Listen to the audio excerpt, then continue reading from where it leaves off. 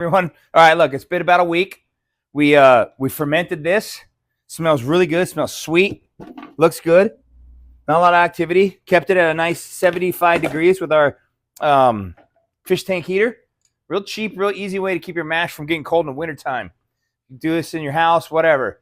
It doesn't. It just keeps it at that constant temperature, so the yeast just keep going and going and going. So, got a nice mash here. Nice little beer setup with. Got the corn settled on the bottom with the yeast. You can see everything settled down. Got about, what is that, 12 quarts, a little bit over 3 gallons of wash here that we're going to distill today. We're going to distill it in our first Allen bag still that we bought. Right now we got a hot plate and my coffee cup. I'm priming it. I'm getting it warm right now. I don't want to I want to get this metal kind of heated. So when I dump that in there, it starts to warm it up almost immediately. You don't have to do it like that. This hot plate isn't really rated that hot, but it will get it to boil, and it's going to take a while. But we're going to go through each step by step. I'm going to show you what we got here. We got a little ball of what's called bread, I guess. It's just dough here, flour and water. And what we're going to do is we're going to show you how to seal up your still with that. It's called distiller's biscuits. One thing they used to do when they used to distill out in the mountains, obviously. You got this big still, let's say it's 100-gallon, 200, and it has 3 or 4 parts. You didn't want it all soldered together or welded together because then you'd have to fit it on a big trailer. You want to be able to break it down, put it in the back of your truck, put a tarp over it, hide it, and get it out of there. So if you see here, if we had all this, and this was 100 gallons and, you know, relative, everything was to scale, it'd be big, and it would be all stuck together. So breaking it apart is real easy. Take it back home, hide it in your shed or whatever, right? But what they used to do, since this isn't soldered or welded here, or one piece, what they'll do is, we'll show you, just take the dough, kind of knead it in there. And when the dough's in there, it starts to cook a little. You can start to smell it. And that seals up your still like that, right? And that smell is going to go into the air, and it's going to smell like baked bread. And it kind of hides the distillation smell. So that was one way I think they help camouflage the process of moonshining. So we'll go through all that today. Right now, just want to show you the parts and things we got going on. Our next step will be we'll check the specific gravity here. Original gravity, if you remember, was 1.095. So we're going to take that number. We're going to measure today's number to see what alcohol by volume we got out of it. I'll show you the math. We take that beginning gravity minus the end gravity, or final gravity they call it, and then you multiply it times 133, and it's going to tell you the number, probably around 8% to 10%, hopefully, on this batch. So we'll get into it today, and it's going to be fun and educational, hopefully. Hopefully you learn something. And please comment, ask us questions. I'll respond to it. We'll get back to you, and if there's something we missed or whatever, after we edit, we'll try to clarify everything. All right? So here we are. We're back. We're gonna take a little bit of wash. We're gonna put it in here. We're gonna use our hydrometer, or you want to call it an alcometer, but it's just a density liquid measuring tool. So it's going to float and tell us how much our specific gravity is. So take this. I don't want to grab all the heavies in there. I just want to grab off the top, all the light beer that's being created. Not very clear. Once it's distilled, it will be. Pretty good. Tastes there's a little bit of sugar left in there. So I don't know. We could have pitched more yeast, pitched it again. We kind of just set it and forget it, and it's going to be what it is when we're done. Like I said, we'll see what we get out of this. And like I said, you could do this at home. Not saying you should. Distilling alcohol is illegal in the United States. If you're outside of the States, follow your rules. Let's see. So here we go. Put this in. Let that float. I got 7% out of this. Let's see what is that. 1.050? Is that what it is, Israel?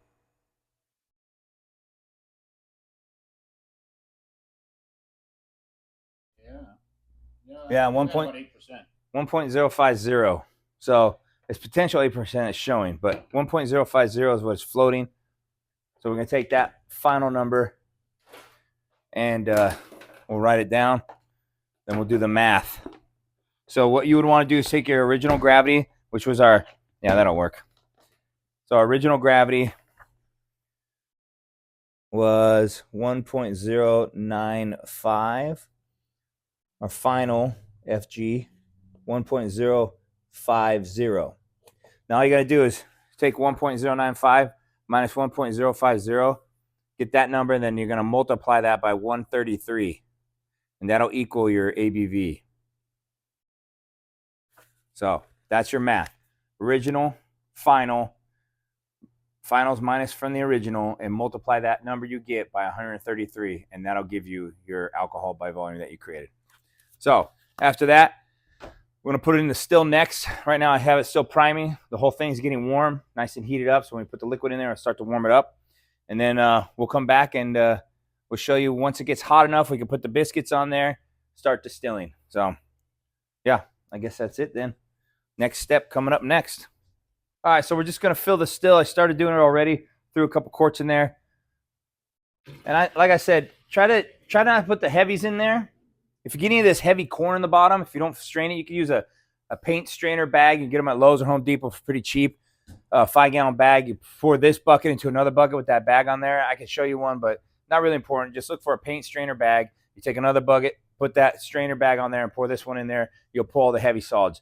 I'm just going to do it by hand here. Just pull the good, clear, not heavy solids out.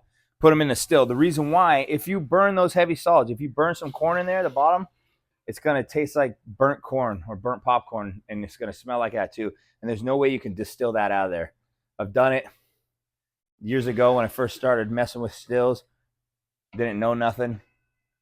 And, just so you know, do not put the heavy solids in there unless you have an agitator, because it will burn, and that you will not get that burnt flavor out of your whiskey. All right.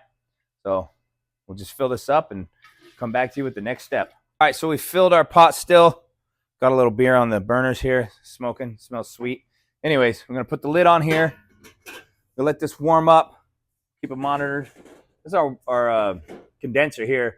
Steam's going to come down here, hit this cold water bath, which we'll show you that setup later. As the water fills up, comes and drips out over here. But as the steam goes in that cold bath, it'll condense back into a liquid, and then we'll collect our out of here, which we're going to have to elevate all this up.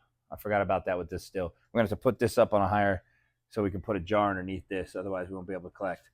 So we'll reset this up. We'll get it all dialed in. And then we'll show you how to do the biscuits on there. So like I said, just flour and water, make a little dough. And we're just going to put that on there once it's warm enough to kind of cook in there. You don't want too hot because then it may not seal right. But you just shove it in there. If it gets a little dried out like this piece has, we'll just get a little more water mixed in with it. And then we'll just cake it in there with our thumb. We'll show you how to work that in there with your thumb. And then I'll start to seal it up. And then when it starts to distill, you won't have to worry about any of your vapors escaping out of here and you're losing your alcohol. So you want all those vapors trapped to where they get to here and they condense and you can collect the liquid. So yeah, like I said, we're going to set this back up. I forgot about elevating that. And then we'll set everything up for distilling and go through the steps with you. All right, guys, we got a small problem here. Well, it's not a problem, but we do have an issue with our condenser. So we're going to have to solder this piece of copper right into here so we can let the water pour out of there. We don't know what happened to this. I haven't used this still in over 10 years probably. And there's some issues that we're remembering that we have to do for these. And yeah, so we'll keep you posted.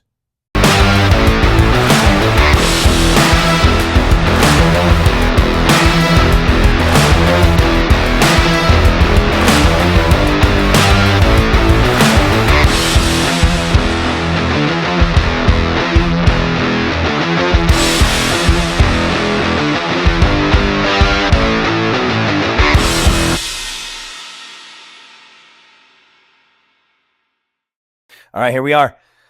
Okay, so we've let our still kind of warm up, heat up a little bit. We're at 50 degrees Celsius. And that's warm enough to get the dough we've made out of the flour and the water to knead it on there and then seal up. It'll start to cook. Not cook, but like, harden, warm up. I'll make a little Play-Doh out of it, kind of like plumber's putty. And that way you can put it on there and not burn yourself as well. So stick it on there like that. Stick it all the way around. It's kind of little chunks like that. And that's going to seal it all up. Like I said, the moonshiners would do this as well because as you get closer to the distillation process, it starts to cook the bread or the little bit of dough you've made. It makes it smell like bread. We're going to put it here. And that's just, it's going to cook right on there.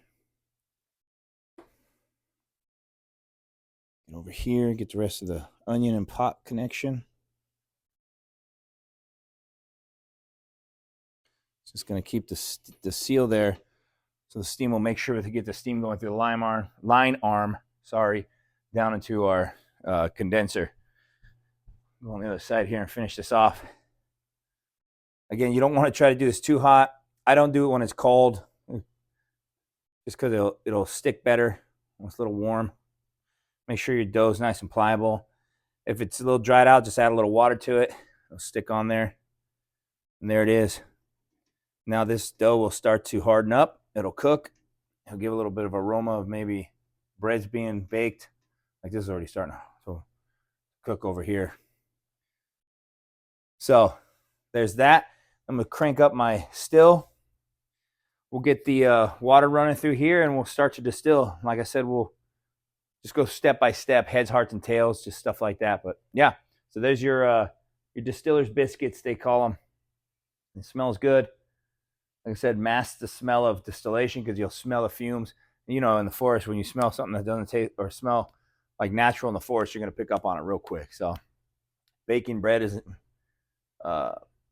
illegal, but distilling is. So if you smell bread baking, you're not going to head that direction if you're looking for a bunch of moonshiners. Anyways, there it is. Next step, we'll distill, and we'll go through the process on that. All right, so here we go. We've set up the still. We've got our putties, or not our putties, our distiller's biscuits up here. So we noticed a little bit of leak here, so we added some here. Probably just the line arm or the neck here has been moved around too much, so it caused a little bit of a, I guess, gap, and we ended up with a little bit of steam coming out of there. So Israel put that on there. It's nice and cooked. You can see it's gotten hard as a rock, which it should. It's sealed up. We're starting to drip just a tiny bit out of here. You can see. So there you go. There's a drip. We got the heat cranked. We're at 62 degrees Celsius, so we're getting real close to the point of distillation. Now, the way we're cooling our condenser here, if you walk around here and show them, we have this is how we started out doing things. So we got about 50 gallons, maybe 40 to 50 gallons of water in here. We've got a small pond pump, and it has an adjustment on here that you can adjust the flow. We've got it on its minimum. That's pumping the water into this line here, filling up this guy here. This is where it drains back out and back into there. Now, it's such a small condenser, and it's such a small still that it's not going to heat up that water enough to where, I mean, it will get hot, but the water, when it gets dumped back in here, will cool off and go ahead and go back over there so it can still condense. So we're waiting on the distillation process to start.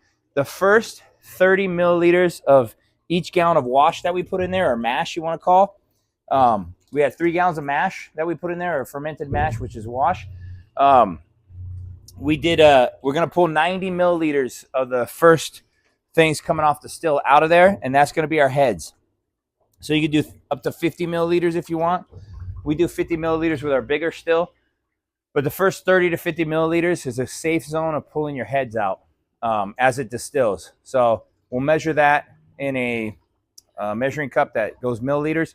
Most of your quart measuring cups will either do quarts or, your ounces on one side, not millimeters, God dang, metric on the other. And we'll get the 90 milliliters out of there. And once it's at 90, we'll start collecting the hearts. That'll be the next step. Right now, we just got the heat on max on this little still, the hot plate here, but the still is nice and hot and burn your hand. But what's that, 62, 64 degrees Celsius? 64. Yeah, it's already gone up 2 degrees since I started talking. So we should start getting a pretty good trickle out of here. This isn't bad here, little drop. Little drip drop coming out of there. So I'm excited to see this thing run. I haven't run this still in probably 10 years. It's just a pain in the butt with the whole, fixing up with the pond pump and everything else. It's just nice to use a 400-gallon still with a nice condenser on it. But again, we'll get this thing running. I can smell the biscuits cooking, so it smells pretty good. And yeah, waiting on the heads to run through. Is it recording? All right, here we go. We're starting to drip really good. Looking for that. We're gonna grab 100 milliliters out of here. So that's 50s, 100, 150, 200, 250. So we want to hit that second line there, and we know we got over 90 milliliters. But yeah, it's starting to drip pretty good. The water's not warming up too bad. You can see a little bit of bubbles on there because this thing is very hot. It's nice and steamy, nice and hot. We're looking at 68 degrees Celsius. You can smell the alcohol in the air. It smells good.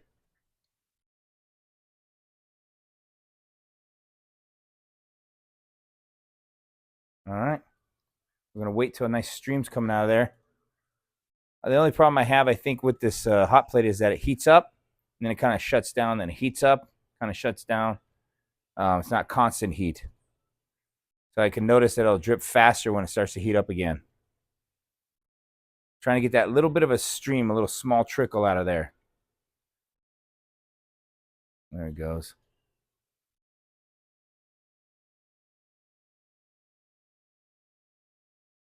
Looking good. Speeding up. Getting close to that 100 mark. And we'll just pull that quart out of there and start collecting. I really don't see us getting more than a quart of total alcohol. I did do the math. So 1.095 minus 1.050 equals 0.045. Multiply that times 133. So we got 5.9% alcohol in this batch. Not a lot, but 6%. 6% of 3 gallons is really not a lot. So we'll see how it runs, how it tastes. Should be pretty good moonshine, though. A little bit of corn. I can smell the corn in the air right now from the corn that we put in there. But I'm excited to get this little quart of whatever and just drink it and enjoy some moonshine. So we'll get through the heads here, and then we'll start talking about the hearts. All right, so here we are. Natalie, our assistant, has come over from our restaurant side. She's one of our chefs over there. She likes to make food, but she's gonna apply some heat. We've been messing around with this. You watch when she go ahead and flame it up, Natalie. It's gonna speed up the whole process here because we can't get enough heat out of this hot plate to really run the still. So it starts to run faster. So we've been messing around with that. Yeah, it's got a good trickle. Just leave it real close on there. Just hold it like, yeah, right there. There we go. So if you can see here, she's just holding the heat. And it's running the still faster. So heat is everything, right? We've never gone above 68 degrees all day until right now. Now we're at 70. But it helps run the still. Just thought it'd be fun to show everybody. All right, so here's the problem we have. We just got a little bit of mash in there. We've got less than 6% alcohol by volume. We kind of ran through the tails too quick. Right now it's just water vapor. It's not enough alcohol. We're hitting almost 74 degrees Celsius, but yeah, running these small stills like this, they're fun. It's something to do as a hobby. You're not going to make any money out of it, but that's what we did this video for, show you all the little steps and what you could do at home. But you still ended up with, we got 500 milliliters here, pure alcohol, half a quart, which, let me try this right here. Oh yeah, that's moonshine. That's tasty. You want some too? Cameraman's gonna have some. Israel. Ooh. Holy crap, that tastes pretty good. It's pretty good, huh? Yeah. Yeah, so sugar mash, little sugar water, and some corn. You want to try some? All right, Natalie. Here's a final taste test from a true chef. You don't want to be on video? It's pretty tasty, huh? I like that. It's pretty good, huh? That's good. It's good moonshine. So If you made this, collect it at home, you can enjoy it with your friends. So moonshine and Mountain Dew. Mountain Dew was actually a product invented to drink moonshine and not get caught during Prohibition. So kind of cool. It became a nationwide soda. I think it was still collecting a pretty good amount there, man. But that's pretty much it for our video. Kind of boring, but fun at the same time. We'll see you guys later.